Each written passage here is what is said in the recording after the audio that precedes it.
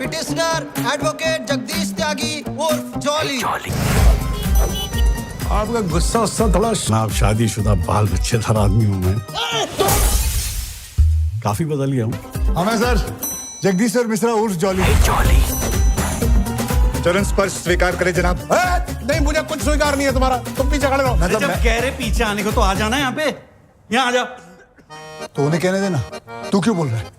जज है, थोड़ी तो इज्जत कर ले उनकी। वो तेरा मामा लगता है? जज साहब मामा कह रहे हैं आपको।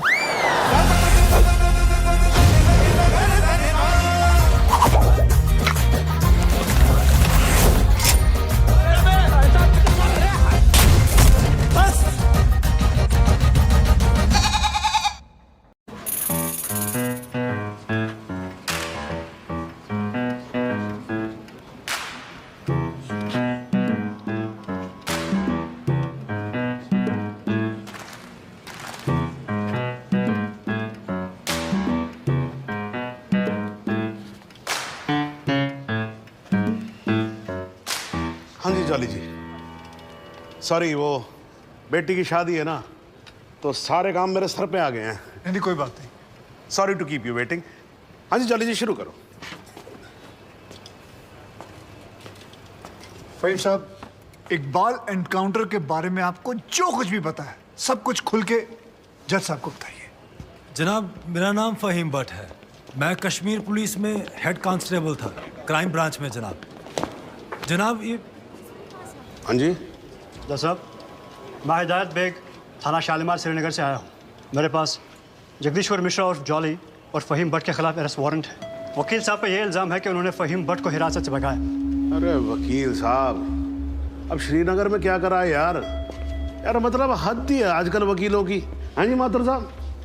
जी श्रीमान, बहुत दुख की बात है कि कानून की रक्षा करने वाले ही कानून के साथ जब खिलवाड़ करेंगे तो समाज भ्रष्ट हो जाएगा श्रीमान, प्रजातंत्र नष्ट हो जाए। मेरे हिसाब से तुम्हें सरेंडर कर देना चाहिए। रही डेट की बात, केस की बात, तो हमें कोई भी डेट दीजिए, हमें कोई आपत्ति नहीं। जनाब, आप चाहेंगे तो कोर्ट खत्म होते ही हम दोनों कश्मीर पुलिस को सरेंडर कर देंगे, लेकिन उससे पहले आप फहीम भट्ट का बयान जरूर दर्ज कर लीजिए। ये मेरी हाथ जोड़ के विनती है आपसे। देखो वकील साहब, आप मुझसे तो कुछ उम्मीद रखो नहीं, समझ में आया नहीं आया? नहीं, मैं बहुत झेल चुका हूँ आपको। नहीं, ये निरूपा राय की एक्टिंग मेरे सामने करने की जरूरत नहीं है। मासूम सा चेहरा मत बनाओ। इंस्पेक्टर साहब, आप गिरफ्तार करो इनको। जनाब सिर्फ 5 मिनट लगेंगे, बयान ले लीजिए, मुझे फिर बाद में चलो मेरी बात सुनिए। अरे लेके जाओ भाई। अरे भाई सुनो, वकील साहब को बोला ले जाने के लिए, इनको थोड़ी ना बोला इनको कटघरे में वापस लेके आओ। चलो जज साहब, वारंट तो दोनों के खिलाफ है। अरे भी जानता हूँ, मैं जानता हूँ, लेकिन ये फहीम भट्ट जो है ये तो लिस्टेड विटनेस भी है ना, तो इनकी स्टेटमेंट रिकॉर्ड कर लेते हैं। और आप एक काम करो, रिकॉर्ड होने के बाद ना आप दोनों को साथ ले जाना। हाँ जी, जाओ जाओ। लेकिन श्रीमान, ये स्टेटमेंट तो अगली डेट को भी रिकॉर्ड हो सकती है। माथुर साहब देखो क्या है, कल से मैं 2 महीने की छुट्टी पे जा रहा हूँ। बिटिया की शादी है, आपको तो मालूम है ना, मतलब मैं कार्ड भेजूंगा, आपको आना होगा। हैं जी हैं।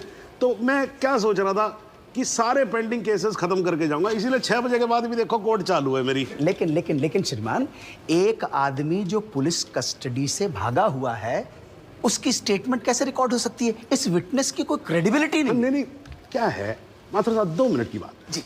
हाँ जी, रिकॉर्ड हो जाएगा स्टेटमेंट, उसके बाद हम आपके हैं कौन? हैं जी। माफ कीजिएगा, ये ठीक नहीं हो रहा सर, आप गलत कर रहे हैं सर। नहीं, मैं गलत नहीं कर रहा हूँ, जज को मत बताओ आप, उसी के कोर्ट में कि वो गलत कर रहा है। ये मत करो आप। देखिए, मैं खुल के बोल रहा हूँ सर, सॉरी, क्षमा चाह, लेकिन आप गलत कर रहे हैं सर। आपके दिल्ली के किस्से मैंने सुने हुए। हाँ, आप किसी की चलने ही नहीं देते थे, जो मन में आता था वो करते थे, उद्दंड आदमी की तरह बिहेव करते थे सर। कुर्सी पे बैठ के आप तुगलक ना समझिए, ये दिल्ली नहीं अवध है। क्या बोल रहे हो आप मुझे? तुगलक बोल रहे हो आप मुझे? मतलब सन की समझ के रखा हुआ है? माथुर साहब, अगर हार्ट का मरीज नहीं होता ना मैं, तो आपको बताता इस कुर्सी पे बैठ के कि असली तुगलक होता क्या है। एक मिनट सर। नहीं, आप एक बार बैठ कर देखो इस कुर्सी के ऊपर, ना बाईपास सर्जरी हो जाए, मेरा नाम बदल देना आप। हाँ जी, ये सब मत करो, आप बैठो, कार्रवाई शुरू करते हैं। हाँ जी। नहीं सर, ये नहीं होने दूंगा मैं। क्या होने नहीं दोगे? मतलब क्या है? सर, ये आपत्तिजनक बात है सर। ये इसमें कोई आपत्ति नहीं है, आप जो हो रहा है होने दो। मैं बैठा हूं, मैं कर रहा हूं ना सब, मुझे गलत मत साबित करो। सर, अगर आपने जबरदस्ती की तो मैं यहीं पर अदालत में धरने पे बैठा हूं। धरने पे बैठ गया मैं। अरे लीजिए। अरे क्या कमाल कर रहे हो आप सच में बैठ के क्या बच्चों वाली बात कर रहे हो? खड़े हो जाओ। बिल्कुल यही बैठा रहूंगा। अरे मत बैठो भाई, वहां पर पोछा भी ढंग से नहीं लगाते हैं लोग कोर्ट के अंदर। प्लीज खड़े हो जाओ माथुर साहब, प्लीज खड़े हो जाओ। मैं धरने पे बैठा हूं, धरने पे बैठा रहूंगा। यहाँ मीडिया देख रहा है, आपको कोई फर्क नहीं पड़ता है क्या? अरे तो सर मीडिया भी तो देखे ना कि बाहर के जज आकर कैसे अपने ईगो को सेटिस्फाई करने के लिए कोर्ट को अपना घर समझ लेते हैं। मैं यहीं पे बैठा हूं और बैठा रहूंगा। इनको जो लिखना है लिखो। मतलब आप नहीं उठोगे ना तो बैठे रहो, और आप ही क्या बैठोगे भाई, मैं भी बैठूंगा आपके साथ साथ वहां पर। भाई पता लगे सबको कि वकील ससुरे क्या क्या करते हैं कोर्ट में। तू वहीं पर। हाँ जी मैडम जी, जरा हटो, आप पकड़ो कुर्सी को, पकड़ो। हाँ जी, थैंक यू जॉली। हाँ जी माथुर साहब, अब तो आप बैठो और बैठेंगे हम, और आज देख लें इसमें कितना है दम। ठीक है ना?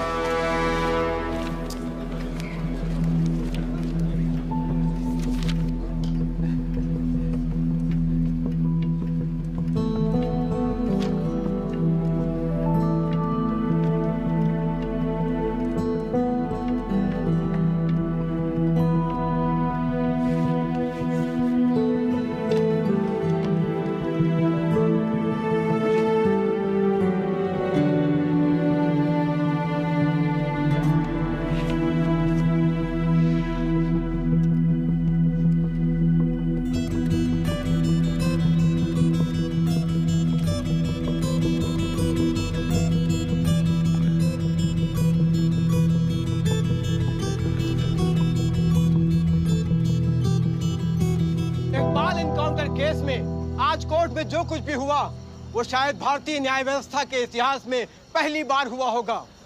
एक विटनेस की हाजिरी कराए जाने को लेकर डिफेंस लॉयर प्रमोद माथुर और जज सुंदर लाल त्रिपाठी के बीच तीखी नोकझोंक हुई और वो दोनों एक दूसरे के खिलाफ कोर्ट रूम में ही धरने पर बैठ गए।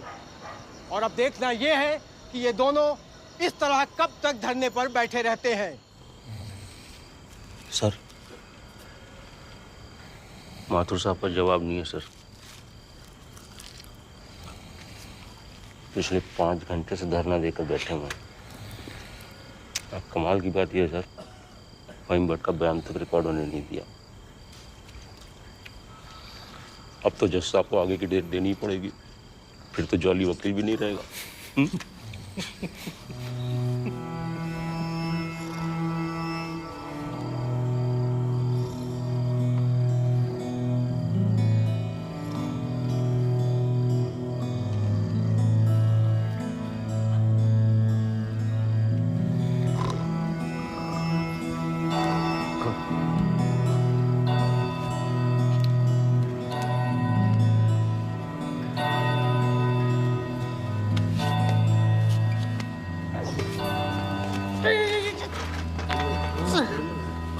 सर,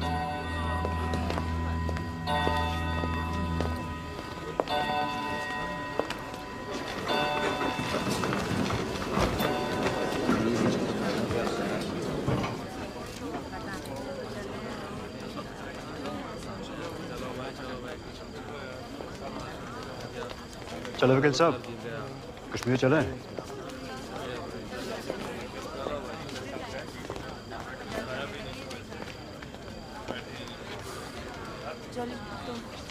मैं चलता हूँ, अपना ध्यान रखना, ठीक है?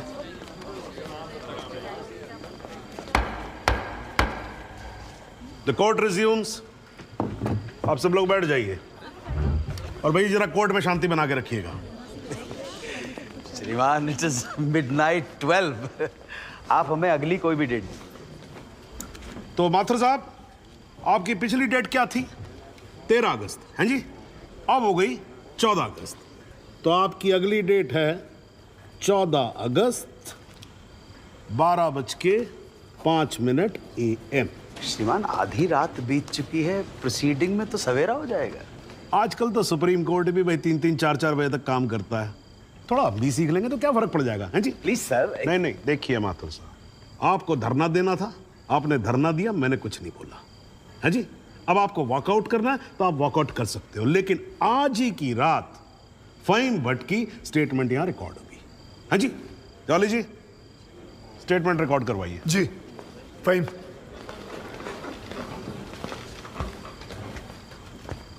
जनाब, बहुत बहुत शुक्रिया। फ़हीम साहब को बताओ क्या क्या हुआ था। जनाब, इस इनकाउंटर से कुछ महीने पहले हमने एक इंटेलिजेंस रिपोर्ट भेजी थी सिंह साहब की टीम को, जिसमें एक कश्मीरी मिलिटेंट इकबाल कादरी के डिटेल्स थे जो यहाँ लखनऊ में छिपा था।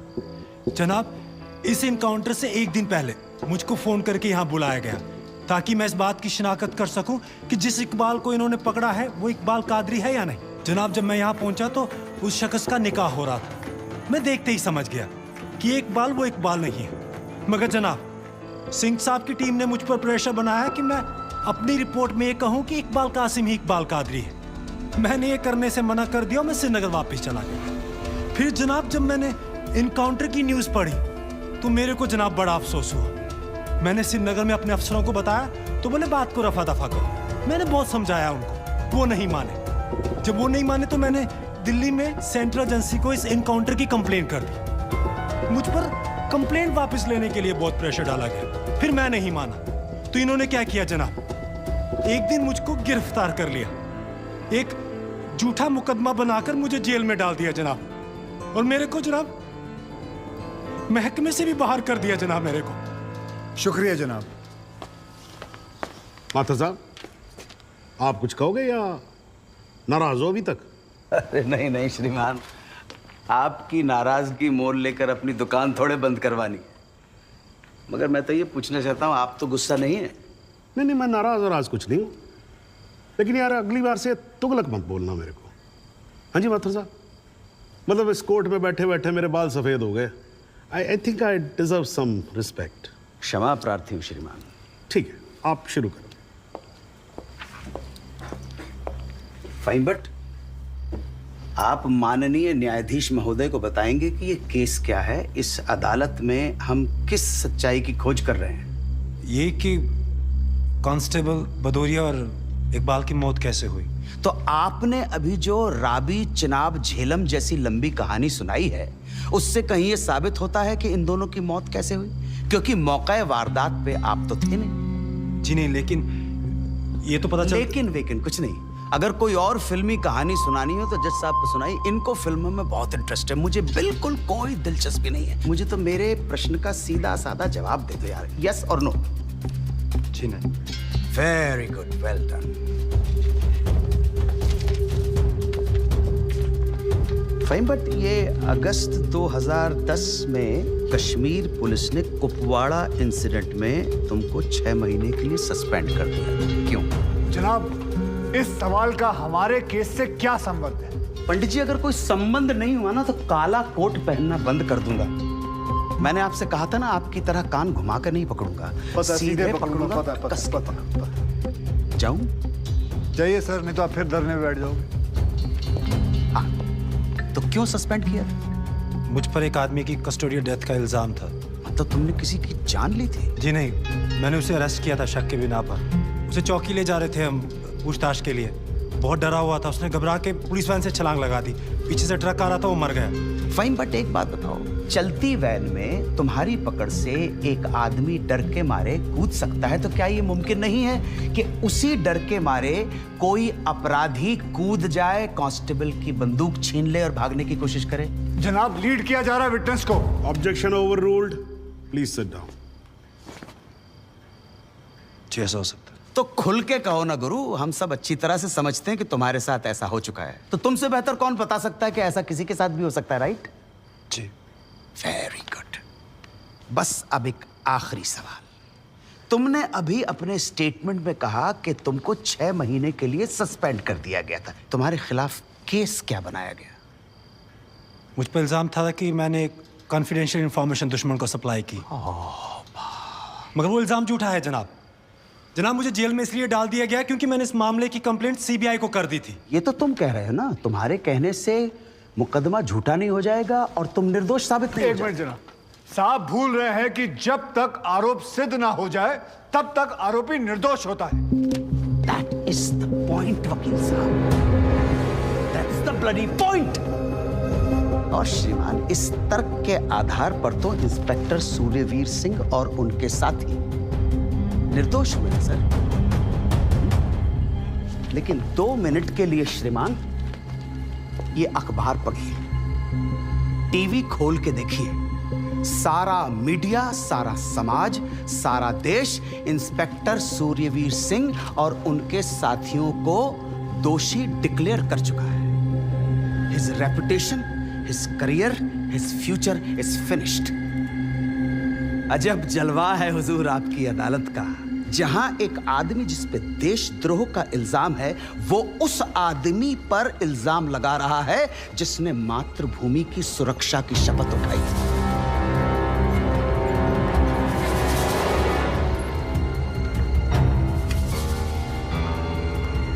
श्रीमान, आज से कई साल पहले इलाहाबाद हाई कोर्ट के बाहर एक बॉम्ब ब्लास्ट हुआ था, जिसमें 9 बेकसूर लोगों की जानें गई थी। मृतकों में हमारे बड़े भाई, हमारी भाभी और 7 साल का भतीजा भी शामिल था। इसी आतंकी हमले में हमारे बाबूजी पूजनीय श्री जुगल किशोर माथुर भी घायल हो गए, मगर फिर भी वो आज यहाँ आए। आधी रात को श्रीमान ये देखने आए हैं कि आप किसके साथ खड़े हो। और श्रीमान, मैं ये पूछना चाहता हूं कि क्या ये न्यायालय इतना कमजोर है कि फैसला भी नहीं कर पा रहा है कि देश को सूर्यवीर जैसे अफसरों की जरूरत है या इकबाल कादरी जैसे हत्यारों की। और श्रीमान, अंत में सिर्फ इतना निवेदन करना चाहता हूं कि हम कितना ही अनजान बने रहें, कबूतर की तरह आंखें बंद करके बैठे रहें, लेकिन हकीकत यह है श्रीमान that we are in a state of war. और किसी विद्वान ने बड़ा सही कहा है, everything is fair in love and war. बाकी श्रीमान, न्याय आपके हाथ में। प्रमोद माथुर के प्रणाम स्वीकार करें।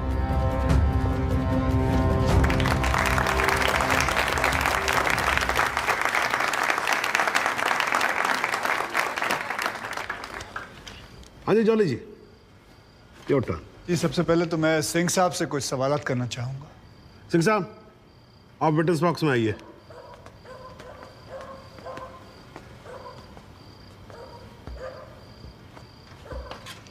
सिंह साहब, आप जरा कोर्ट को बताएंगे कि अगला क्रिकेट वर्ल्ड कप कौन जीतेगा?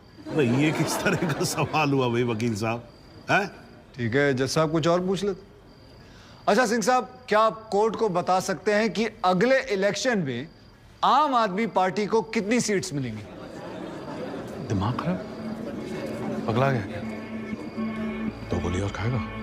मैं वैसे तो अहिंसावादी इंसान हूँ सिंह साहब, लेकिन एक बार ना लॉ कॉलेज में एक 6 फुटे 8 इंच के लौंडे ने मुझसे बदतमीजी से बात की थी। माँ कसम, यहाँ कान के नीचे घुसड़ मारा था, उठा नहीं 22 दिन तक बिस्तर से। अगर यकीन ना हो ना तो माथुर साहब से पूछ। नहीं वकील साहब, देखो देखो यार, आराम से, कोर्ट है, सवाल करो, बवाल क्यों कर रहे हो यहाँ पर? हाँ सरकार, ये मुझे पागल कह रहा है, बदतमीजी से बात कर रहा है। सिंह साहब, क्यों कर रहे हो आप बदतमीजी से बात? छोड़ दो ना, जाने दो, आराम से कंटिन्यू प्लीज। चलो एक और बार ट्राई करते हैं। सिंह साहब, क्या आप बता सकते हैं कि सलमान खान की शादी कब होगी? अरे वकील साहब, क्या बातें कर रहे हो? इंस्पेक्टर हैं वो, जोशी थोड़ी ना है। अगर ये जोशी नहीं है तो फिर इन्हें कैसे पता था कि ठीक सुबह 6:45 पे इकबाल को पेशाब आएगा? कैसे पता था जब उनको पेशाब आएगा तो गाड़ी गोमती नदी का पुल क्रॉस कर रही होगी? इन्हें कैसे पता था कि इकबाल कांस्टेबल भदौरिया की रिवॉल्वर छीन कर भागने की कोशिश करेगा? शादी में तो थे नहीं, फिर पुल पर कैसे पहुंचे तुम? इधर मैं यहां खड़ा हूं, आप पुल पे पहुंचे कैसे? इत्तेफाक। लो जी, इत्तेफाक। ऊपर वाले के आशीर्वाद से सही समय पे सही जगह पहुंच गए। बाय गॉड, बड़े इत्तेफाक हैं आपकी स्टोरी में सिंह साहब। जनाब, मेरे पास ये इनके 25 एनकाउंटर का कच्चा चिट्ठा है। ऐसे इत्तेफाक कई बार हो चुके हैं इनकी जिंदगी में। अपराधी गोली चलाने वाला होता है कि पहुंच जाते हैं शक्तिमान बनकर, और सिर्फ लखनऊ में नहीं बल्कि दूसरे शहरों में भी। जनाब, इनके 25 एनकाउंटर में से 19 के खिलाफ मारे गए लोगों के परिवार वालों ने शिकायतें दर्ज की हुई हैं। लेकिन आज तक एक भी मामले में निष्पक्ष जांच नहीं की गई। एंटी करप्शन ब्यूरो की एक रिपोर्ट के मुताबिक इनकी 28 करोड़ की संपत्ति होने का शक है, लेकिन वो भी जांच भी नहीं पूरी कर पाए, पहले ही बंद कर दिया उन्होंने। और ऐसे आदमी को बचाने के लिए हमारे माथुर साहब यहां अपने बूढ़े बाप को व्हीलचेयर पर बिठाकर कोर्ट में लाते हैं। मुझे तो इन पर और इन जैसों पर तरस आता है। नमस्कार, बहुत बहुत धन्यवाद। आपकी वकालत को मेरा प्रणाम जी। श्रीमान, एक ईमानदार और बहादुर आदमी का कैरेक्टर असैसिनेशन हो रहा है और आप बैठे देख रहे हैं।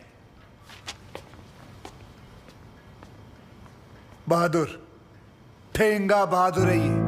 हथकड़ी में बंधे निहत्थे आदमी को पीठ पर गोली मारने वाला ये बहादुर। 35,000 तनख्वाह पाने वाला 28 करोड़ का मालिक ईमानदार। दीमक है जनाब, ये दीमक खोखला कर देगा सारे सिस्टम को और पता भी नहीं चलेगा। कुछ तो लिहाज करो मेरे माथुर साहब, कुछ तो लिहाज करो देश का।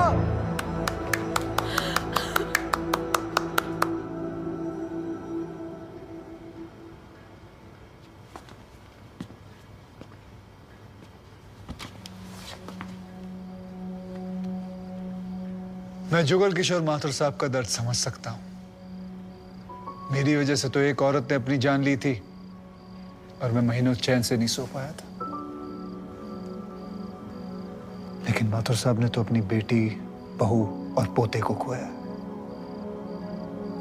उनका दर्द उनके अलावा इस कोर्ट में सिर्फ एक ही आदमी समझ सकता है, ज़हूर सिद्दीकी से। इन्होंने भी अपनी बेटी, दामाद और होने वाले नाती को खोया है। दर्द में ये दोनों एक जैसे हैं जनाब। अब इन्हें जुगल किशोर सिद्दीकी कहूं या फिर इन्हें ज़हूर किशोर माथुर, कोई फर्क नहीं पड़ता। जनाब, गोमती नदी के पुल पर उस दिन 2 जानें गई थी। एक 12 घंटे पहले दूल्हा बने, हाथों में मेहंदी लगाए इकबाल कासिम की थी और दूसरी 20 दिन में रिटायर होने वाले कांस्टेबल बलदेव सिंह भदौरिया की। और जनाब, ये हैं कांस्टेबल भदौरिया की पत्नी, जो अपने पति को खो चुकी है और जेल में बंद अपने बेटे की बेल करवाने के लिए कोर्ट के चक्कर काट रही है। अब इन्हें क्या कहेंगे माथुर साहब? मुस्कुराइए, आप लखनऊ में। सच सुना तो नजरें फेर ली। माथुर साहब, ओ माथुर साहब, इत्तेफाक सिर्फ तुम्हारे साथ नहीं होते सिंह, ऊपर वाले की बड़ी कृपा है मुझ पर। इस दफा एक इत्तेफाक मेरे साथ भी हुआ है। बाय गॉड, मजा आएगा। पंडित जी को लाइए, लाइए जल्दी।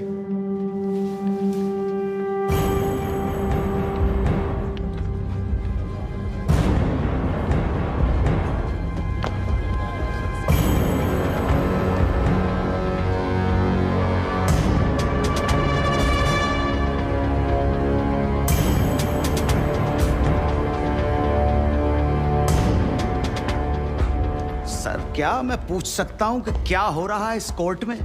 और क्या आप बताने की जहमत करेंगे कि आप ऐसा होने क्यों दे रहे हैं? कौन है ये बाबा सर? इसका इस केस से क्या रिलेशन है सर? ना कोई एडवांस नोटिस है, ना अग्रिम सूचना है। क्या रेलेवेंस क्या है और आप इसे अलाउ कर रहे हैं? जनाब, इस विटनेस का नोटिस देता ना तो ये विटनेस यहां नहीं होता, किसी मुर्दा घर में गड़ा हुआ होता। इस आदमी को मैं पकड़ के नहीं लाया हूं, पुलिस वाले पकड़ के लाए हैं। और जनाब, इस विटनेस का इस केस के साथ डायरेक्ट कनेक्शन है। इंस्पेक्टर साहब, आपने अरेस्ट किया इसको? जनाब, ये वकील साहब एकदम सही कह रहे हैं। इस पंडित का इस केस से सीधा संबंध है। अगर संबंध नहीं हुआ ना, इंस्पेक्टर साहब, नौकरी खा जाऊंगा मैं आपकी। जानते हो ना ये बात? लेकिन जनाब, मैं बिल्कुल सही कह रहा हूं। ठीक है, मैं विटनेस को अलाउ करता हूं। No sir, I object sir, I object. Mathur साहब, मेरी बात सुन।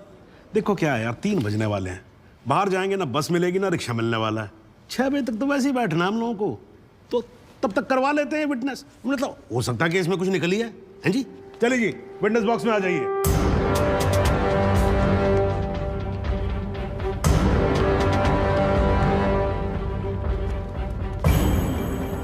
नमस्कार पंडित जी, क्या हाल है आपका? घरेलू कपड़े वपड़े टीका शीका लगा के पूरी तैयारी में आए हैं। फहीम भट्ट साहब खड़े होइए। कोर्ट को बताइए कि इन पंडित जी का नाम क्या है? मोहम्मद इकबाल कादरी। हाँ जी, मोहम्मद इकबाल कादरी। मोहम्मद इकबाल कादरी। इसको कहां से अरेस्ट कर लिया जी आपने? जनाब मथुरा से 1 साल से वहां छुपा हुआ था साधु का भेष बनाकर। ये तो कमाल हो गया। जज साहब, इंस्पेक्टर महोदय झूठ बोल रहे हैं। हमारा नाम इकबाल कादरी नहीं है, हमारा नाम तो रामकृष्ण सारस्वत है। हम तो निरीह ब्राह्मण हैं, ब्रह्मचारी हैं। हाँ, जम्मू के रहने वाले हैं, उस वजह से भाषा में थोड़ी कश्मीरी झलक है, लेकिन हम वो नहीं है जो बताया जा रहा है। ये देखिए हमारा आधार कार्ड और voter ID card. Om Prakash ji जरा लेके आओ से, लाओ जरा फटाफट लेके आओ। जनाब ये पंडित सरासर झूठ बोल रहा है। इसने पुलिस को खुद स्टेटमेंट दिया है जिसमें इसने खुद कहा कि ये इकबाल कादरी है। कंधे के ऊपर उत्तर प्रदेश पुलिस के 2 स्टार लगा रखे हैं। इतना मालूम नहीं है कि पुलिस को दी गई स्टेटमेंट कोर्ट में एडमिसिबल नहीं है। जनाब, ये इंसान एक ट्रेंड मिलिटेंट है। नकली आधार कार्ड बनाना कोई मुश्किल काम नहीं है, आप अच्छी तरह जानते हैं। और फहीम भट्ट भी इसको आइडेंटिफाई कर चुके हैं। सर, ये अपनी आइडेंटिटी छुपा रहा है। श्रीमान यहाँ आइडेंटिटी छुपा नहीं रहा है, अपनी आइडेंटिटी बता रहा है। कैसे बताएगा अपनी आइडेंटिटी? हम सब कैसे बताएंगे सर? आप सुंदरलाल त्रिपाठी हैं, मैं प्रबोध माथुर हूँ, ये पंडित जी हैं कानपुर वाले, कैसे पता पड़ेगा? किसी आधार कार्ड से, राशन कार्ड से या पासपोर्ट से? सबूत आपके सामने है सर, संदेह की कोई बात ही नहीं। और वैसे बता दूं सर, निवेदन कर रहा हूँ, ये जो पंडित जी है ना, ये ऑलरेडी झूठा गवाह पेश कर चुके हैं। बार एसोसिएशन ने इनका लाइसेंस रद्द कर दिया। चंद घंटों के मेहमान है ये वकीलगिरी से सर, इनकी बात को सीरियसली नहीं लिया जाए। माथुर साहब, चंद घंटे तो है ना, लड़ लूं ना तब तक तो लड़ सकता हूं ना। जॉली साहब, ये देखो यार, कोर्ट में लड़ने वड़ने की बात मत करो आप। नहीं, माथुर साहब एकदम ठीक बोल रहे हैं। मुझे लगता है पुलिस से कोई गलती हो गई है। बाबा जी सॉरी, आप जा सकते हो। एक मिनट जॉली जी, आप वहीं रुके। एक मिनट सर, मैं आपसे हाथ जोड़ के विनती करता हूँ, मैं इससे कुछ सवालात करना चाहता हूँ। मैं बड़ी मुश्किल से इसको लेके आया हूँ। मैं एक मौका मुझे दे दीजिए। नहीं, आपने क्या कहा था? अभी ऑटो बस कुछ नहीं मिलने वाला। एक मौका। 1 मिनट आप चिल्लाना बंद करोगे जरा? 2 मिनट चुप रहोगे आप? गलती हो, 2 मिनट चुप रहो।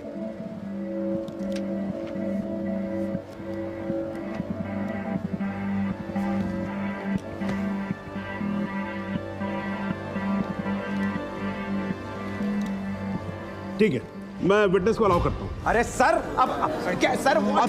माथुर साहब, I think court has the right to decide. Okay जी, and court has decided. Please. Thank you.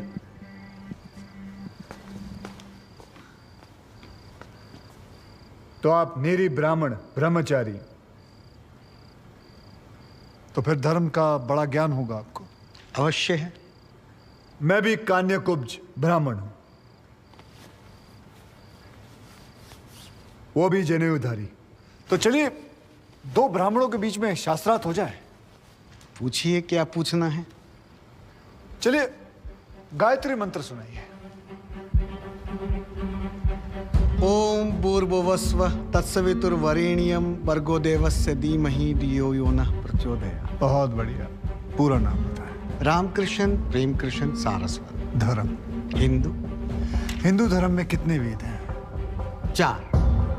नाम बताएं। ऋग्वेद, सामवेद, यजुर्वेद, अथर्ववेद। 4 युगों के नाम बताएं। सतयुग, द्वापर, त्रेता, कलयुग। वर्ण कितने हैं? 4। ब्राह्मण, क्षत्रिय, वैश्य, शूद्र। आपका वर्ण क्या है? ब्राह्मण। कौन से ब्राह्मण? गौर ब्राह्मण। कौन से गौर? सांध्य गौर। गोत्र? शांडिल्य। प्रवार? वशिष्ठ। वेद? यजुर्वेद। उपवेद? बेतरियाणी। मुख? श्रीमुख। कुल देवता? सप्तस्वरी। चरण? वाम। विश्वा? या अल्लाह, इससे आगे भी होता है। क्या कहा आपने? बिस्वा नहीं पता। बिस्वा नहीं पता। बिस्वा से पहले क्या कहा? बिस्वा से पहले क्या कहा इकबाल कादरी? लानत है तेरे पे इकबाल कादरी, लानत है।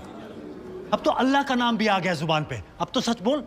देख, तू कुछ भी कर ले, तू बचेगा नहीं। कब तक जिएगा झूठ की जिंदगी? अस्तगफिरुल्लाह। वाइनते वन पोज क़यामत के 2 कुछ बुद्धि खुदाइश मैं आईने वाला सिद्ध किया खुदा जो छन कुछ गुनाहगार सोई कर फैसलन पोज क्या छो पोज ये चुना परवायती करना मिला इंसाफ खुदा करे इंसाफ पन्नीस दरबार बस इंशाल्लाह। इकबाल कादरी, अगर मैं चाहता था तुम्हारा मेडिकल टेस्ट करवा के ये पता कर सकता तुम कितने बड़े पंडित हो, मगर मुझे तुम्हारी जुबान से सुनना था। कोर्ट को बताओ तुम्हारा असली नाम क्या है, बताओ।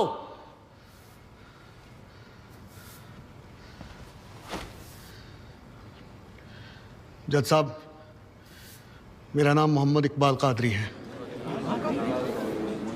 मुझे सिंह साहब ने अरेस्ट किया था, मैं उनकी कस्टडी में था, लेकिन उन्होंने मुझे कोर्ट में पेश नहीं किया। मैं जानता था कि वो मेरा एनकाउंटर करने वाले हैं। एक दिन मौका देकर मैंने उनसे कहा कि अगर वो मुझे जाने देंगे तो मेरे आदमी उन्हें बहुत सारा पैसा देंगे, और उन्होंने मेरी बात मान ली। इसे लेके कहाँ जा रहे हैं? सिंह साहब ने आजाद कर दिया। जा रहा आजा।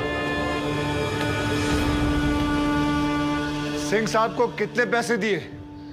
50 लाख, 25 लाख एडवांस और 25 एनकाउंटर के बाद। आई ऑब्जेक्ट श्रीमान।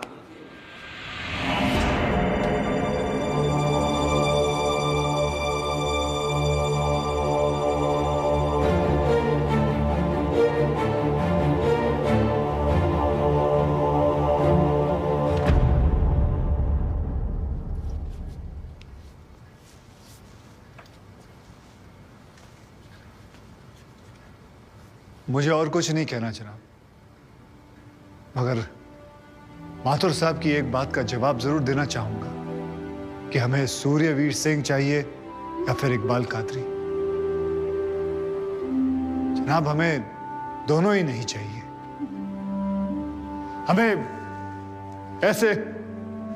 ऐसे कादरी नहीं चाहिए जो बेगुनाह लोगों को मारना जिहाद समझते हैं, लेकिन हमें ऐसे सूर्यवीर सिंह भी नहीं चाहिए जो पैसों के लिए एक मिलिटेंट को छोड़ देते हैं और किसी बेकसूर की जान ले लेते हैं। मैं हिम्मती बहादुर पुलिस वालों को सलाम ठोकता हूं, झुककर सजदा करता हूं, लेकिन जिसके हाथ किसी बेकसूर के खून से रंगे हों, उसे मैं वही कहूंगा जो वो है, कातिल। और ऐसे राक्षसों से बच के रहिएगा माथुर साहब। किसी ने 25-30 लाख ज्यादा दे दिए तो क्या पता अगला इत्तेफाक आपके साथ हो जाए।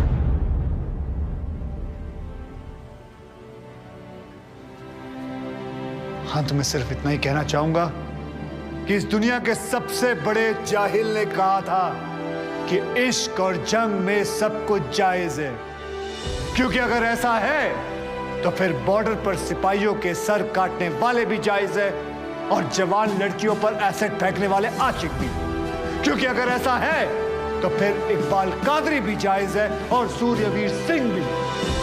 अब आप ही तय करें जनाब कि ये दोनों जायज है या फिर दोनों नाजायज।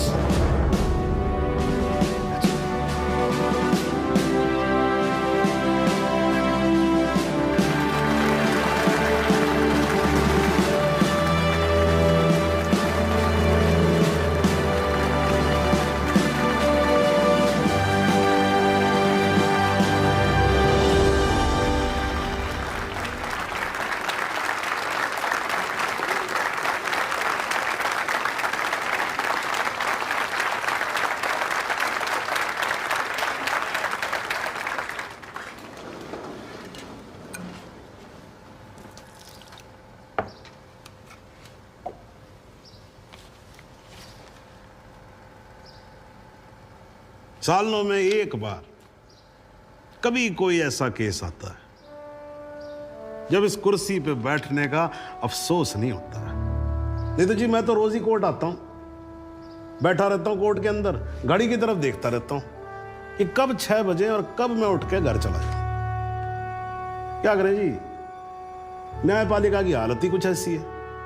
ये देखो जी, ये अंधेरे बदबूदार कमरे जिन्हें कोर्ट कहा जाता है, भाई साहब इसमें हम जैसे जजों का आने का मन नहीं करता। आम जनता की बात तो क्या करें। हाँ जी माथुर साहब, ठीक बोल रहा हूं ना मैं? मतलब 3 करोड़ से ज्यादा केसेस पेंडिंग है इस देश के अंदर, और कुल मिलाकर जज कितने? 21,000। यानी देखा जाए तो 1 लाख लोगों पर एक जज। डेट पे डेट पड़ती रहती है। हाँ जी, लोग आते रहते हैं, हताश होकर घर जाते रहते हैं। लेकिन फिर भी आज भी हिंदुस्तान में जब कहीं दो लोगों के बीच में झगड़ा होता है ना, कोई विवाद होता है, तो एक दूसरे से क्या कहते हुए पाए जाते हैं? I will see you in court. क्यों करते हैं भाई लोग ऐसा? हाँ जी, क्योंकि आज भी लोग भरोसा करते हैं, न्यायपालिका पे। उनको भरोसा होता है कि अगर सरकार उनकी बात नहीं सुनेगी, प्रशासन उनकी बात नहीं सुनेगा, पुलिस उनकी बात नहीं सुनेगी, तो कोर्ट सुनेगी उनकी बात, सुनेगी और न्याय देगी। इसलिए भाई साहब, इस कुर्सी पे बैठा मेरे जैसा हर आदमी, उसका यह कर्तव्य बनता है कि वो इस भरोसे को ना टूटने दे। इस कोर्ट में पेश किए गए सभी गवाह और एविडेंसेस, एक बात तो एकदम साफ हो जाती है कि 13 अगस्त को गोमती नदी के पुल पे जो भी हुआ, वो अचानक होने वाला एनकाउंटर नहीं था, बल्कि एक सोची समझी साजिश के तहत की जाने वाली हत्या थी। इसलिए यह कोर्ट इंस्पेक्टर सूर्यवीर सिंह और उनके सभी साथियों को आईपीसी सेक्शन 302, 201, 182 और 340 के तहत हत्या, एविडेंस मिटाने, कोर्ट को गुमराह करने और झूठे सबूत पेश करने का दोषी मानते हुए लाइफ इम्प्रिजनमेंट की सजा सुनाती है। और यह कोर्ट शहीद कांस्टेबल बलदेव सिंह भदौरिया के पुत्र राम कुमार भदौरिया को तुरंत रिहा करने का आदेश भी देती है। The court is adjourned.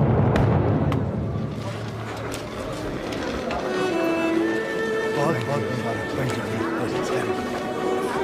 You जरूर साहब। जरा रास्ता दे दीजिए।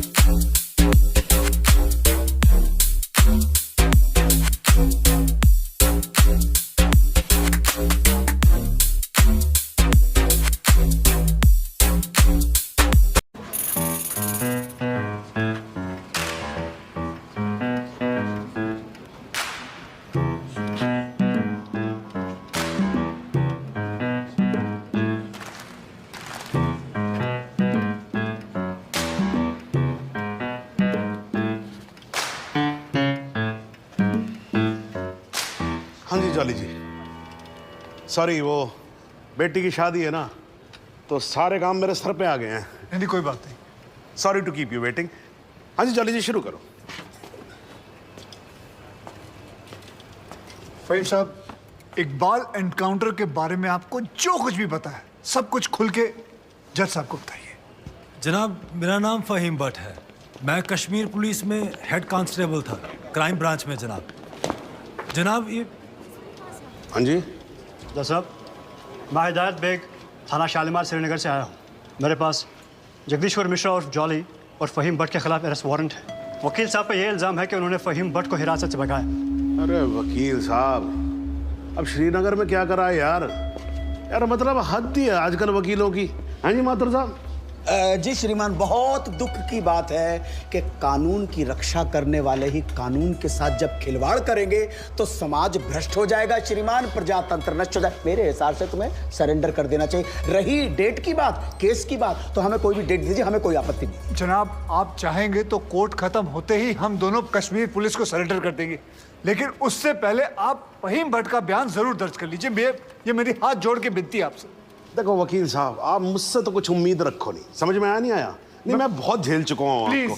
नहीं, ये निरूपा राय की एक्टिंग मेरे सामने करने की जरूरत नहीं है। मासूम सा चेहरा मत बनाओ। इंस्पेक्टर साहब, आप गिरफ्तार करो इनको। जनाब, सिर्फ 5 मिनट लगेंगे, बयान ले लीजिए, मुझे फिर बाद में चलो मेरी बात सुनो। अरे लेके जाओ भाई।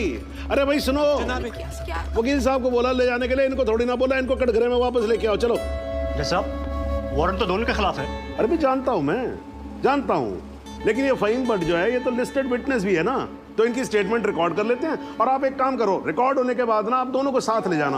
हाँ जी, जाओ जाओ। लेकिन श्रीमान, ये स्टेटमेंट तो अगली डेट को भी रिकॉर्ड हो सकती है। माथुर साहब, देखो क्या है, कल से मैं 2 महीने की छुट्टी पे जा रहा हूँ। बिटिया की शादी है, आपको तो मालूम है ना। मतलब मैं कार्ड भेजूंगा, आपको आना होगा। हैं जी, हैं? तो मैं क्या सोच रहा था कि सारे पेंडिंग केसेस खत्म करके जाऊंगा, इसीलिए 6 बजे के बाद भी देखो कोर्ट चालू है मेरी। लेकिन श्रीमान, एक आदमी जो पुलिस कस्टडी से भागा हुआ है, उसकी स्टेटमेंट कैसे रिकॉर्ड हो सकती है? इस विटनेस की कोई क्रेडिबिलिटी नहीं, क्या है माथुर साहब, 2 मिनट की बात जी। हाँ जी, रिकॉर्ड हो जाएगा स्टेटमेंट, उसके बाद हम आपके हैं कौन? हैं जी, माफ कीजिएगा, ये ठीक नहीं हो रहा सर, आप गलत कर रहे हैं सर। नहीं, मैं गलत नहीं कर रहा हूँ, जज को मत बताओ आप, उसी के कोर्ट में कि वो गलत कर रहा है। ये मत करो आप। देखिए, मैं खुल के बोल रहा हूँ सर, सॉरी, क्षमा चाह, लेकिन आप गलत कर रहे हैं सर। आपके दिल्ली के किस्से मैंने सुने हुए। हाँ, आप किसी की चलने ही नहीं देते थे, जो मन में आता था वो करते थे, उद्दंड आदमी की तरह बिहेव करते थे सर। कुर्सी पे बैठ के आप तुगलक ना समझिए, ये दिल्ली नहीं अवध है। क्या बोल रहे हो आप मुझे? तुगलक बोल रहे हो आप मुझे? मतलब सन की समझ के रखा हुआ है? माथुर साहब, अगर हार्ट का मरीज नहीं होता ना मैं, तो आपको बताता इस कुर्सी पे बैठ के कि असली तुगलक होता क्या है। एक मिनट सर। नहीं, आप एक बार बैठ कर देखो इस कुर्सी के ऊपर, ना बाईपास सर्जरी हो जाए, मेरा नाम बदल देना आप। हाँ जी, ये सब मत करो, आप बैठो, कार्रवाई शुरू करते हैं। हाँ जी। नहीं सर, ये नहीं होने दूंगा मैं। क्या होने नहीं दोगे? मतलब क्या सर, ये आपत्तिजनक बात है सर। ये इसमें कोई आपत्ति नहीं है, आप जो हो रहा है होने दो। मैं बैठा हूं, मैं कर रहा हूं ना सब, मुझे गलत मत साबित करो। सर, अगर आपने जबरदस्ती की तो मैं यहीं पर अदालत में धरने पे बैठा हूं। क्या धरने पे बैठ गया? अरे लीजिए। अरे क्या कमाल कर रहे हो आप सच में बैठ के क्या बच्चों वाली बात कर रहे हो? खड़े हो जाओ। बिल्कुल यहीं बैठा रहूंगा। अरे मत बैठो भाई, वहां पर पोछा भी ढंग से नहीं लगाते हैं लोग कोर्ट के अंदर। प्लीज खड़े हो जाओ माथुर साहब, प्लीज खड़े हो जाओ। मैं धरने पे बैठा हूं, धरने पे बैठा रहूंगा। यहाँ मीडिया देख रहा है, आपको कोई फर्क नहीं पड़ता है क्या? अरे तो सर, मीडिया भी तो देखे ना कि बाहर के जज आकर कैसे अपने ईगो को सेटिस्फाई करने के लिए कोर्ट को अपना घर समझ लेते हैं। मैं यहीं पे बैठा हूं और बैठा रहूंगा। इनको जो लिखना है लिखो। मतलब आप नहीं उठोगे ना, तो बैठे रहो, और आप ही क्या बैठोगे भाई, मैं भी बैठूंगा आपके साथ साथ वहां पर। भाई पता लगे सबको कि वकील ससुरे क्या क्या करते हैं कोर्ट में। तू वहीं पर। हाँ जी मैडम जी, जरा हटो, आप पकड़ो, कुर्सी को पकड़ो। हाँ जी, थैंक यू जॉली। हाँ जी माथुर साहब, अब तो आप बैठो और बैठेंगे हम, और आज देख लें इसमें कितना है दम। ठीक है ना?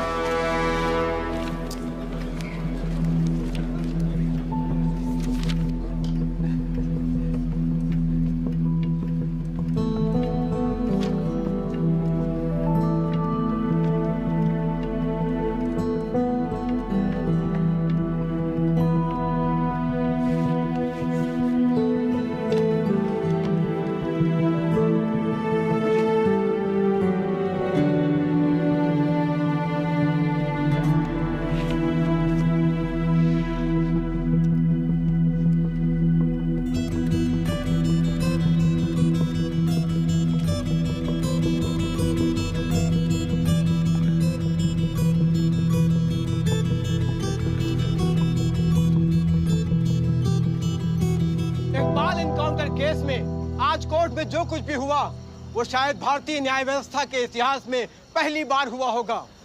एक विटनेस की हाजिरी कराए जाने को लेकर डिफेंस लॉयर प्रमोद माथुर और जज सुंदर लाल त्रिपाठी के बीच तीखी नोकझोंक हुई और वो दोनों एक दूसरे के खिलाफ कोर्ट रूम में ही धरने पर बैठ गए। और अब देखना यह है कि ये दोनों इस तरह कब तक धरने पर बैठे रहते हैं। सर, माथुर साहब का जवाब नहीं है सर। पिछले 5 घंटे से धरना देकर बैठे हुए हैं। अब कमाल की बात यह है सर, फहीम भट्ट का बयान तक रिकॉर्ड होने नहीं दिया। अब तो जज साहब को आगे की डेट देनी ही पड़ेगी, फिर तो जॉली वकील भी नहीं रहेगा।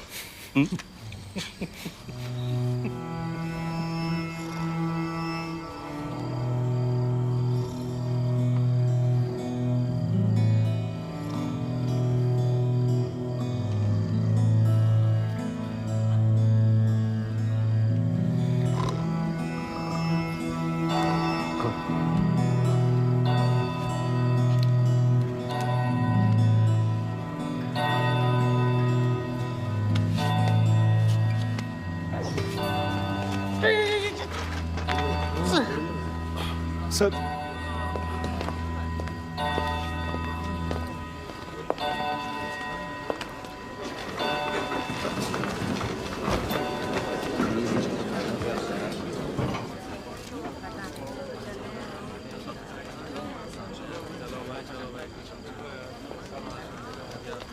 चलो वकील साहब, कश्मीर चले।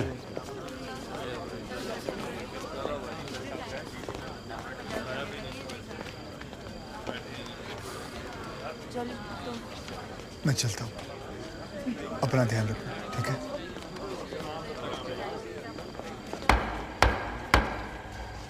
The court resumes. आप सब लोग बैठ जाइए और भाई जरा कोर्ट में शांति बना के रखिएगा।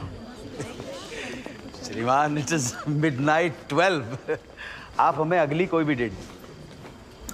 तो माथुर साहब, आपकी पिछली डेट क्या थी? 13 अगस्त, हैं जी? अब हो गई 14 अगस्त।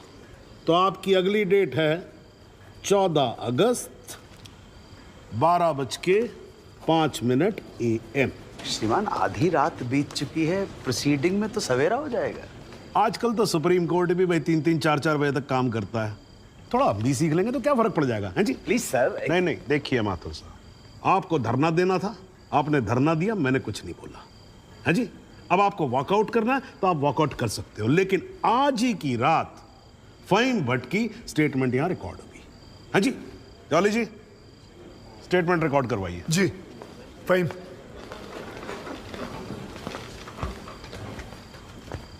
जनाब, बहुत बहुत शुक्रिया। फहीम साहब को बताओ क्या क्या हुआ था। जनाब, इस इनकाउंटर से कुछ महीने पहले हमने एक इंटेलिजेंस रिपोर्ट भेजी थी सिंह साहब की टीम को, जिसमें एक कश्मीरी मिलिटेंट इकबाल कादरी के डिटेल्स थे जो यहाँ लखनऊ में छिपा था। जनाब, इस इनकाउंटर से एक दिन पहले मुझको फ़ोन करके यहाँ बुलाया गया ताकि मैं इस बात की शिनाख्त कर सकूं कि जिस इकबाल को इन्होंने पकड़ा है वो इकबाल कादरी है या नहीं। जनाब, जब मैं यहाँ पहुँचा तो उस शख्स का निकाह हो रहा था। मैं देखते ही समझ गया कि ये इकबाल वो इकबाल नहीं है। मगर जनाब, सिंह साहब की टीम ने मुझ पर प्रेशर बनाया कि मैं अपनी रिपोर्ट में ये कहूँ कि इकबाल कासिम ही इकबाल कादरी है। मैंने ये करने से मना कर दिया और मैं श्रीनगर वापस चला गया। फिर जनाब, जब मैंने इनकाउंटर की न्यूज़ पढ़ी तो मेरे को जनाब बड़ा अफसोस हुआ। मैंने श्रीनगर में अपने अफसरों को बताया तो बोले बात को रफा दफा करो। मैंने बहुत समझाया उनको, वो नहीं माने। जब वो नहीं माने तो मैंने दिल्ली में सेंट्रल एजेंसी को इस इनकाउंटर की कंप्लेंट कर दी। मुझ पर कंप्लेंट वापस लेने के लिए बहुत प्रेशर डाला गया। फिर मैं नहीं माना तो इन्होंने क्या किया जनाब, एक दिन मुझको गिरफ्तार कर लिया, एक झूठा मुकदमा बनाकर मुझे जेल में डाल दिया जनाब, और मेरे को जनाब महकमे से भी बाहर कर दिया जनाब मेरे को। शुक्रिया जनाब। माथुर साहब, आप कुछ कहोगे या नाराज हो अभी तक? अरे नहीं नहीं श्रीमान, आपकी नाराजगी मोल लेकर अपनी दुकान थोड़े बंद करवानी है। मगर मैं तो ये पूछना चाहता हूँ, आप तो गुस्सा नहीं है? नहीं, मैं नाराज और आज कुछ नहीं हूँ, लेकिन यार अगली बार से तुगलक मत बोलना मेरे को। हाँ जी माथुर साहब, मतलब इस कोर्ट में बैठे बैठे मेरे बाल सफ़ेद हो गए। I think I deserve some respect. क्षमा प्रार्थी हूँ श्रीमान। ठीक है, आप शुरू करो। फहीम भट्ट, आप माननीय न्यायाधीश महोदय को बताएंगे कि ये केस क्या है, इस अदालत में हम किस सच्चाई की खोज कर रहे हैं। ये कि कांस्टेबल भदौरिया और इकबाल की मौत कैसे हुई। तो आपने अभी जो राबी चिनाब झेलम जैसी लंबी कहानी सुनाई है, उससे कहीं ये साबित होता है कि इन दोनों की मौत कैसे हुई? क्योंकि मौके वारदात पे आप तो थे नहीं। जी नहीं, लेकिन ये तो पता चल। लेकिन कुछ नहीं। अगर कोई और फिल्मी कहानी सुनानी हो तो जज साहब को सुनाई। इनको फिल्मों में बहुत इंटरेस्ट है, मुझे बिल्कुल कोई दिलचस्पी नहीं है। मुझे तो मेरे प्रश्न का सीधा साधा जवाब दे दो यार, यस और नो। जी नहीं। Very good, well done.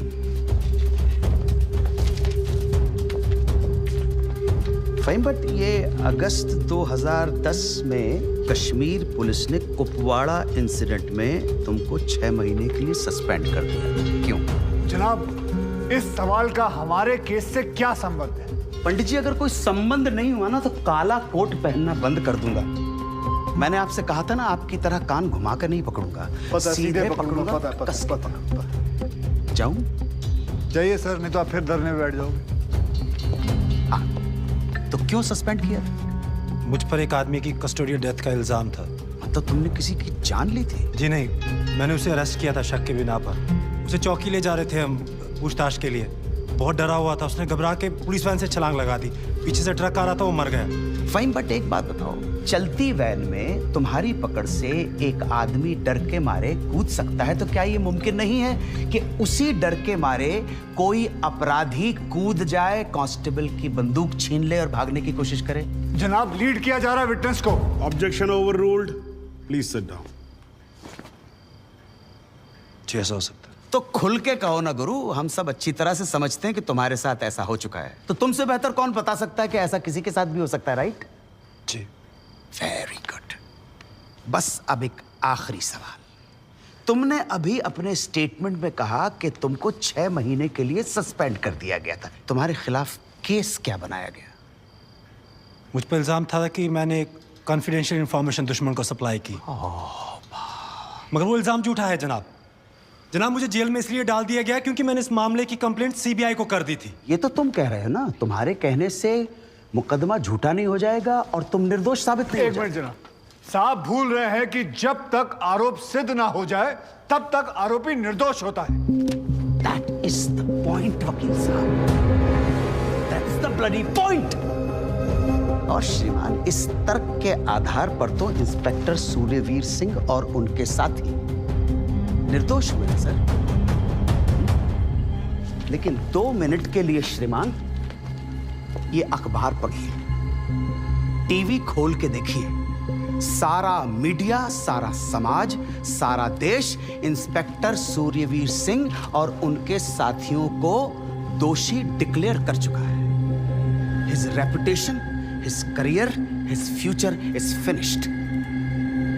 अजब जलवा है हुजूर आपकी अदालत का, जहां एक आदमी जिस पे देशद्रोह का इल्जाम है वो उस आदमी पर इल्जाम लगा रहा है जिसने मातृभूमि की सुरक्षा की शपथ उठाई।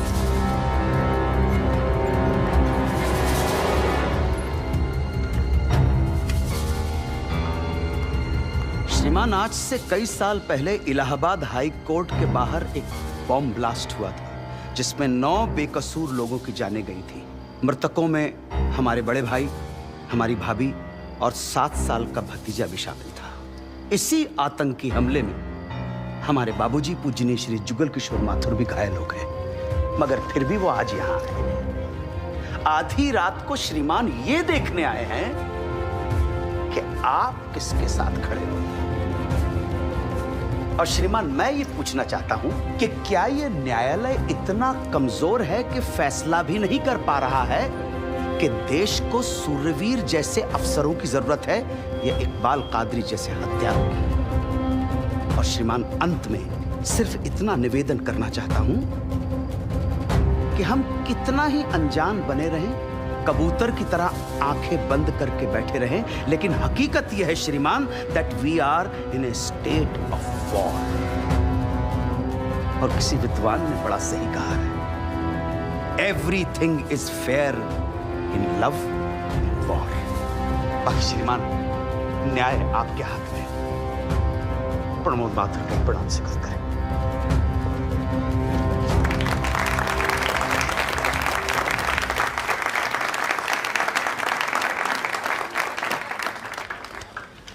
हाँ जी जॉली जी, योर टर्न। जी सबसे पहले तो मैं सिंह साहब से कुछ सवालात करना चाहूंगा। सिंह साहब, आप विटनेस बॉक्स में आइए।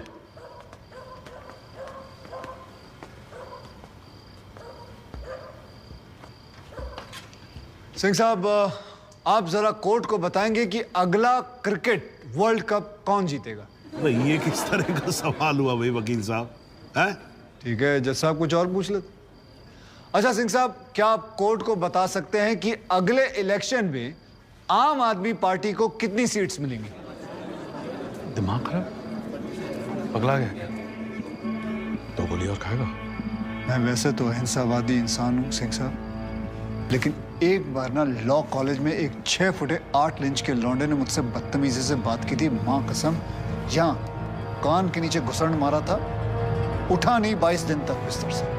अगर यकीन ना हो ना तो माथुर साहब से पूछ। नहीं वकील साहब, देखो देखो यार, आराम से यार, कोर्ट है, सवाल करो, बवाल क्यों कर रहे हो यहाँ पर? हाँ सरकार, ये मुझे पागल कह रहा है, बदतमीजी से बात कर रहा है। सिंह साहब, क्यों कर रहे हो आप बदतमीजी से बात? छोड़ दो ना, जाने दो, आराम से कंटिन्यू प्लीज। चलो एक और बार ट्राई करते हैं। सिंह साहब, क्या आप बता सकते हैं कि सलमान खान की शादी कब होगी? अरे वकील साहब, क्या बातें कर रहे हो? इंस्पेक्टर हैं वो, जोशी थोड़ी ना है। अगर ये जोशी नहीं है तो फिर इन्हें कैसे पता था कि ठीक सुबह 6:45 पे इकबाल को पेशाब आएगा? कैसे पता था जब उनको पेशाब आएगा तो गाड़ी गोमती नदी का पुल क्रॉस कर रही होगी? इन्हें कैसे पता था कि इकबाल कांस्टेबल भदौरिया की रिवॉल्वर छीन कर भागने की कोशिश करेगा? शादी में तो थे नहीं, फिर पुल पर कैसे पहुंचे तुम? इधर मैं यहां खड़ा हूं, आप पुल पे पहुंचे कैसे? इत्तेफाक। लो जी, इत्तेफाक। ऊपर वाले के आशीर्वाद से सही समय पे सही जगह पहुंच गए। बाय गॉड, बड़े इत्तेफाक हैं आपकी स्टोरी में सिंह साहब। जनाब, मेरे पास ये इनके 25 एनकाउंटर का कच्चा चिट्ठा है। ऐसे इत्तेफाक कई बार हो चुके हैं इनकी जिंदगी में।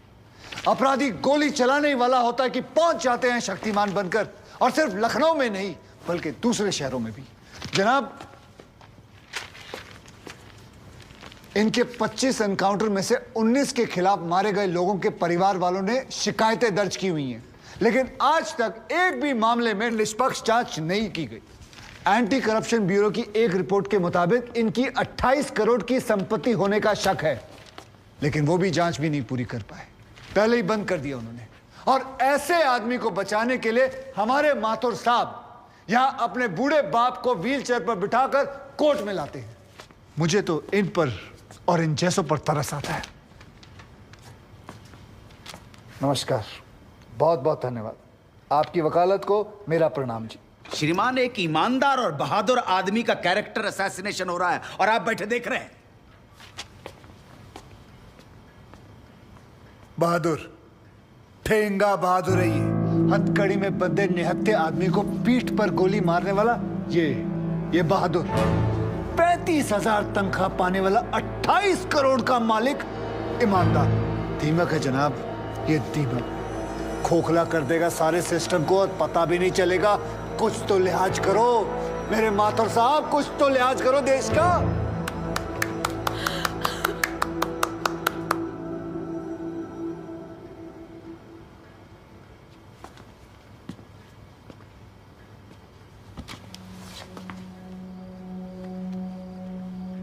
मैं जुगल किशोर माथुर साहब का दर्द समझ सकता हूं। मेरी वजह से तो एक औरत ने अपनी जान ली थी और मैं महीनों चैन से नहीं सो पाया था। लेकिन माथुर साहब ने तो अपनी बेटी, बहू और पोते को खोया। उनका दर्द उनके अलावा इस कोर्ट में सिर्फ एक ही आदमी समझ सकता है, ज़हूर सिद्दीकी साहब। इन्होंने भी अपनी बेटी, दामाद और होने वाले नाती को खोया है। दर्द में ये दोनों एक जैसे हैं जनाब। अब इन्हें जुगल किशोर सिद्दीकी कहूं या फिर इन्हें ज़हूर किशोर माथुर, कोई फर्क नहीं पड़ता। जनाब, गोमती नदी के पुल पर उस दिन 2 जानें गई थी। एक 12 घंटे पहले दूल्हा बने हाथों में मेहंदी लगाए इकबाल कासिम की थी और दूसरी 20 दिन में रिटायर होने वाले कांस्टेबल बलदेव सिंह भदौरिया की। और जनाब ये हैं कांस्टेबल भदौरिया की पत्नी जो अपने पति को खो चुकी है और जेल में बंद अपने बेटे की बेल करवाने के लिए कोर्ट के चक्कर काट रही है। अब इन्हें क्या कहेंगे माथुर साहब? मुस्कुराइए, आप लखनऊ में। सच सुना तो नजरें फेर ली। माथुर साहब, ओ माथुर साहब, इत्तेफाक सिर्फ तुम्हारे साथ नहीं होते सिंह, ऊपर वाले की बड़ी कृपा है मुझ पर। इस दफा एक इत्तेफाक मेरे साथ भी हुआ है। बाय गॉड, मजा आएगा। पंडित जी को लाइए, लाइए जल्दी।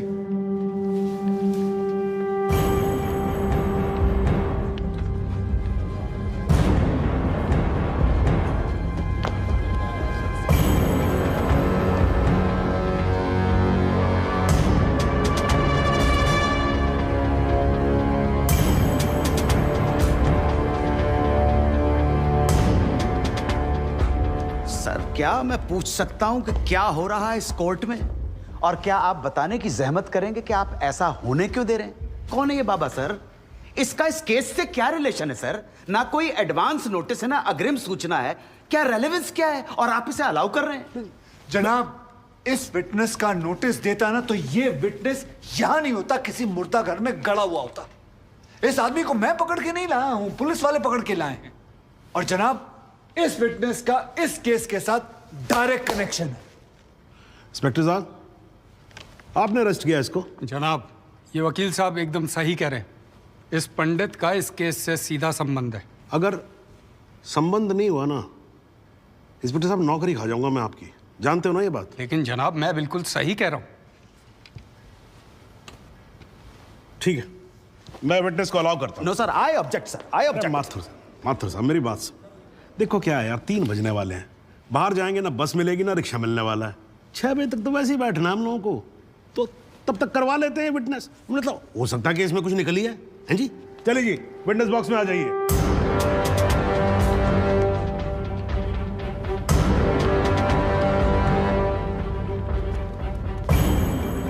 नमस्कार पंडित जी, क्या हाल है आपका? घरेलू कपड़े वपड़े टीका शीका लगा के पूरी तैयारी में आए हैं। फहीम भट्ट साहब खड़े होइए। कोर्ट को बताइए कि इन पंडित जी का नाम क्या है? मोहम्मद इकबाल कादरी। हैं जी? मोहम्मद इकबाल कादरी। मोहम्मद इकबाल कादरी। इसको कहां से अरेस्ट कर लिया जी आपने? जनाब, मथुरा से। 1 साल से वहां छुपा हुआ था साधु का भेष बनाकर। ये तो कमाल हो गया। जज साहब, इंस्पेक्टर महोदय झूठ बोल रहे हैं। हमारा नाम इकबाल कादरी नहीं है, हमारा नाम तो रामकृष्ण सारस्वत है। हम तो निरीह ब्राह्मण हैं, ब्रह्मचारी हैं। हाँ, जम्मू के रहने वाले हैं, उस वजह से भाषा में थोड़ी कश्मीरी झलक है, लेकिन हम वो नहीं है जो बताया जा रहा है। ये देखिए हमारा आधार कार्ड और voter ID card. Om Prakash ji, जरा लेके आओ से, लाओ जरा, फटाफट लेके आओ। जनाब, ये पंडित सरासर झूठ बोल रहा है। इसने पुलिस को खुद स्टेटमेंट दिया है जिसमें इसने खुद कहा कि ये इकबाल कादरी है। कंधे के ऊपर उत्तर प्रदेश पुलिस के 2 स्टार लगा रखे हैं। इतना मालूम नहीं है कि पुलिस को दी गई स्टेटमेंट कोर्ट में एडमिसेबल नहीं है। जनाब, ये इंसान एक ट्रेन्ड मिलिटेंट है। नकली आधार कार्ड बनाना कोई मुश्किल काम नहीं है, आप अच्छी तरह जानते हैं। और फहीम भट्ट भी इसको आइडेंटिफाई कर चुके हैं। सर, ये अपनी आइडेंटिटी छुपा रहा है। श्रीमान, यहाँ आइडेंटिटी छुपा नहीं रहा है, अपनी आइडेंटिटी बता रहा है। कैसे बताएगा अपनी आइडेंटिटी? हम सब कैसे बताएंगे सर? आप सुंदरलाल त्रिपाठी हैं, मैं प्रबोध माथुर हूँ, ये पंडित जी हैं कानपुर वाले। कैसे पता पड़ेगा? किसी आधार कार्ड से, राशन कार्ड से या पासपोर्ट से। सबूत आपके सामने है सर, संदेह की कोई बात ही नहीं। और वैसे बता दूं सर, निवेदन कर रहा हूं, ये जो पंडित जी है ना, ये ऑलरेडी झूठा गवाह पेश कर चुके हैं। बार एसोसिएशन ने इनका लाइसेंस रद्द कर दिया। चंद घंटों के मेहमान है ये वकीलगिरी से सर, इनकी बात को सीरियसली नहीं लिया जाए। माथुर साहब, चंद घंटे तो है ना, लड़ लूं ना तब तक तो लड़ सकता हूं ना। जॉली साहब, ये देखो यार, कोर्ट में लड़ने वड़ने की बात मत करो आप। नहीं, माथुर साहब एकदम ठीक बोल रहे हैं। मुझे लगता है पुलिस से कोई गलती हो गई है। बाबा जी सॉरी, आप जा सकते हो। एक मिनट आप वहीं रुके। एक मिनट सर, मैं आपसे हाथ जोड़ के विनती करता हूँ, मैं इससे कुछ सवालात करना चाहता हूँ। मैं बड़ी मुश्किल से इसको लेके आया हूँ। मैं एक मौका मुझे दे दीजिए। नहीं, आपने क्या कहा था? आपने क्या कहा था? अभी ऑटो बस कुछ नहीं मिलने वाला, एक मौका। एक मिनट आप चिल्लाना बंद करोगे जरा? 2 मिनट चुप रहोगे आप? गलती हो, 2 मिनट चुप रहो।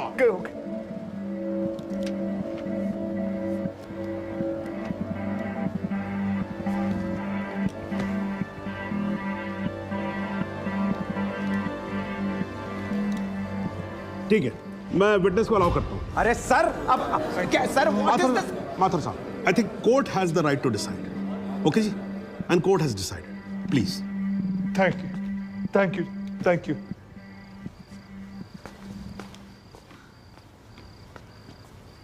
तो आप निरी ब्राह्मण ब्रह्मचारी, तो फिर धर्म का बड़ा ज्ञान होगा आपको। अवश्य है। मैं भी कान्यकुब्ज ब्राह्मण हूं, वो भी जनेऊधारी। तो चलिए 2 ब्राह्मणों के बीच में शास्त्रार्थ हो जाए। पूछिए, क्या पूछना है? चलिए गायत्री मंत्र सुनाइए।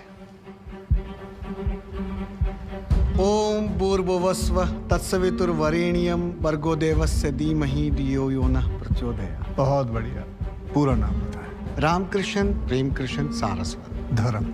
हिंदू धर्म में कितने वेद हैं? 4। नाम बताएं। ऋग्वेद, सामवेद, यजुर्वेद, अथर्ववेद। 4 युगों के नाम बताएं। सतयुग, द्वापर, त्रेता, कलयुग। वर्ण कितने हैं? 4। ब्राह्मण, क्षत्रिय, वैश्य, शूद्र। आपका वर्ण क्या है? ब्राह्मण। कौन से ब्राह्मण? गौर ब्राह्मण। कौन से गौर? सांदे गौर। गोत्र? शांडिलिया। प्रवार? वशिष्ठ। वेद? यजुर्वेद। उपवेद? बेतरियाणी। मुख? श्रीमुख। कुल देवता? सप्तसुरी। चरण? वाम। बिस्वा? या अल्लाह, इससे आगे भी होता है। क्या कहा आपने? बिस्वा नहीं पता, नहीं नहीं पता, बिस्वा नहीं पता। बिस्वा से पहले क्या कहा? बिस्वा से पहले क्या कहा इकबाल कादरी? लानत है तेरे पे इकबाल कादरी, लानत है। अब तो अल्लाह का नाम भी आ गया जुबान पे। अब तो सच बोल। देख, तू कुछ भी कर ले, तू बचेगा नहीं। कब तक जिएगा झूठ की जिंदगी? अस्तगफिरुल्लाह। वाइनते वन पोज क़यामत के 2 कुछ बुद्धि खुदाइश मैं आईने वाला सिद्ध न किया खुदा जो उच्छन कुछ जो गुनाहगार सोई कर फैसलन पोज क्या छो पोज के चुना परवायती करना मिला इंसाफ खुदा करे इंसाफ पन्निस दरबार बस इंशाअल्लाह। इकबाल कादरी, अगर मैं चाहता था तुम्हारा मेडिकल टेस्ट करवा के ये पता कर सकता तुम कितने बड़े पंडित हो, मगर मुझे तुम्हारी जुबान से सुनना था।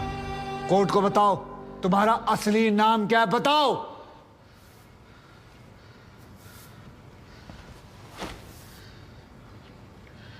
जज साहब, मेरा नाम मोहम्मद इकबाल कादरी है। मुझे सिंह साहब ने अरेस्ट किया था। मैं उनकी कस्टडी में था, लेकिन उन्होंने मुझे कोर्ट में पेश नहीं किया। मैं जानता था कि वो मेरा एनकाउंटर करने वाले हैं। एक दिन मौका देखकर मैंने उनसे कहा कि अगर वो मुझे जाने देंगे तो मेरे आदमी उन्हें बहुत सारा पैसा देंगे, और उन्होंने मेरी बात मान ली। इसे लेके कहाँ जा रहे हैं? सिंह साहब ने आजाद कर दिया। जा रहा आजा। सिंह साहब को कितने पैसे दिए? 50 लाख, 25 लाख एडवांस और 25 एनकाउंटर के बाद। आई ऑब्जेक्ट श्रीमान।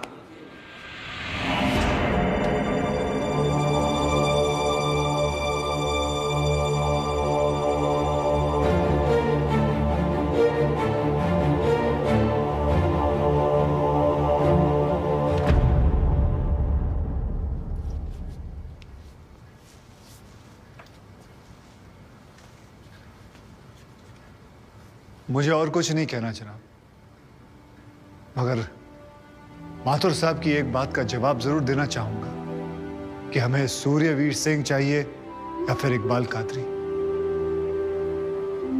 जनाब, हमें दोनों ही नहीं चाहिए। हमें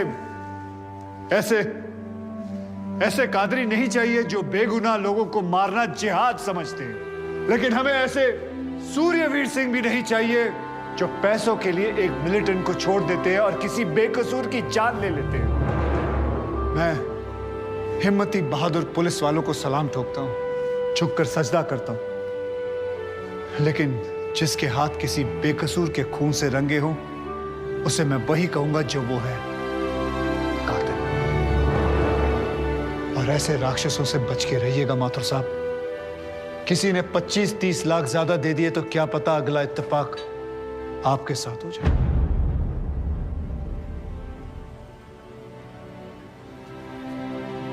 अंत में सिर्फ इतना ही कहना चाहूंगा कि इस दुनिया के सबसे बड़े जाहिल ने कहा था कि इश्क और जंग में सब कुछ जायज है, क्योंकि अगर ऐसा है तो फिर बॉर्डर पर सिपाहियों के सर काटने वाले भी जायज है और जवान लड़कियों पर एसिड फेंकने वाले आशिक भी, क्योंकि अगर ऐसा है तो फिर इकबाल कादरी भी जायज है और सूर्यवीर सिंह भी। अब आप ही तय करें जनाब कि ये दोनों जायज है या फिर दोनों नाजायज।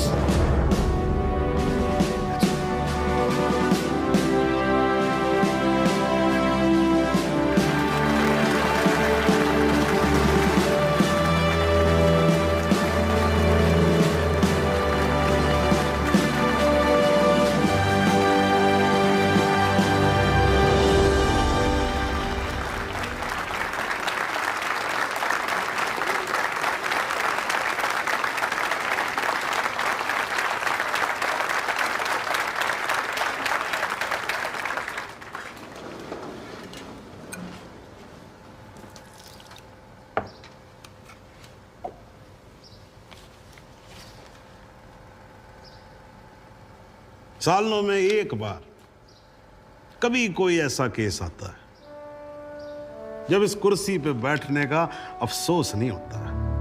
नहीं तो जी मैं तो रोज ही कोर्ट आता हूं, बैठा रहता हूं कोर्ट के अंदर, घड़ी की तरफ देखता रहता हूं कि कब 6 बजे और कब मैं उठ के घर चला जाऊं। क्या करें जी, न्यायपालिका की हालत ही कुछ ऐसी है। ये देखो जी, ये अंधेरे बदबूदार कमरे जिन्हें कोर्ट कहा जाता है, भाई साहब इसमें हम जैसे जजों का आने का मन नहीं करता। आम जनता की बात तो क्या करें। हाँ जी मात्र साहब ठीक बोल रहा हूं ना मैं? मतलब 3 करोड़ से ज्यादा केसेस पेंडिंग है इस देश के अंदर, और कुल मिलाकर जज कितने? 21,000। यानी देखा जाए तो 1 लाख लोगों पर एक जज। डेट पे डेट पड़ती रहती है।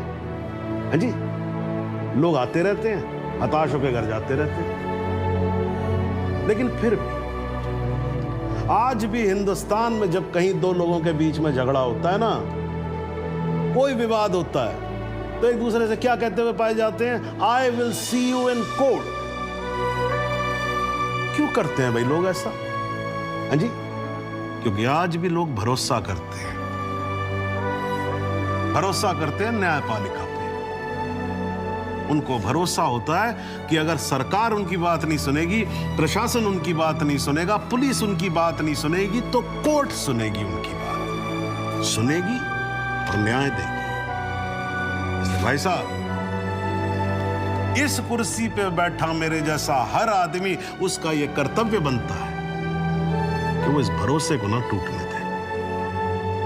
इस कोर्ट में पेश किए गए सभी गवाह और एविडेंसेस, एक बात तो एकदम साफ हो जाती है कि 13 अगस्त को गोमती नदी के पुल पे जो भी हुआ वो अचानक होने वाला एनकाउंटर नहीं था, बल्कि एक सोची समझी साजिश के तहत की जाने वाली हत्या थी। इसलिए यह कोर्ट इंस्पेक्टर सूर्यवीर सिंह और उनके सभी साथियों को आईपीसी सेक्शन 302, 201, 182 और 340 के तहत हत्या, एविडेंस मिटाने, कोर्ट को गुमराह करने और झूठे सबूत पेश करने का दोषी मानते हुए लाइफ इम्प्रिजनमेंट की सजा सुनाती है। और यह कोर्ट शहीद कांस्टेबल बलदेव सिंह भदौरिया के पुत्र राम कुमार भदौरिया को तुरंत रिहा करने का आदेश भी देती है। The court is adjourned।